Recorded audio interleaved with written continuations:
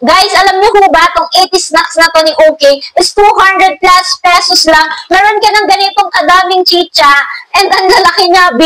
Ganito yung mga gusto ko, guys, kapag nag-order nga ako, is may mga nakalagay na mga fragile sticker kasi feeling ko, B, napaka-importante ko. Huy! Hindi. Kung meron mga sticker na ganito, sigurado ka na safe makakarating sa'yo yung mga product or mga item na binili mo. Huy! So, i-unbox na natin siya, B. Wow! Look at! Sobrang dami niya, B. Eto, si Yum Shot. Isa. And si Lumpia. Huy, grabe. Huling kain ko pa to para nung bata pa ako. Yung tig-piso lang siya dati. Pero ngayon, B, ang laki na niya kasi yung mga binibili ko lang, yung maliliit lang. Then, eto, si Yum Shot uli.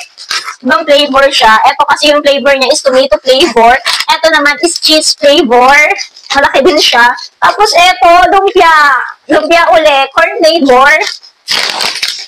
Potato fingers. Sobrang laki niya. 100 grams. And si Hoops Loop.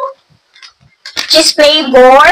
60 grams. Ang lalaki, guys. Tapos, Yum Shot again. Mixed snacks na to.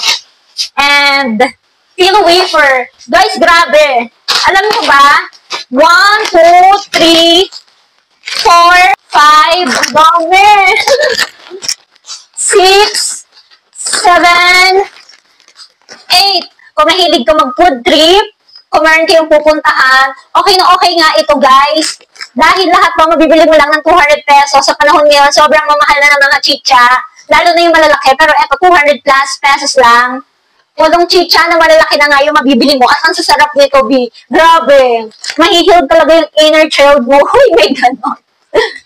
So, kung gusto mo nga nito, kung gusto mo nga matikman kasi okay, ilalagay ko na nga lang kung ang link sa Yellow Basket. Yun lang po. Thank you for watching. Kating-ting. Bye!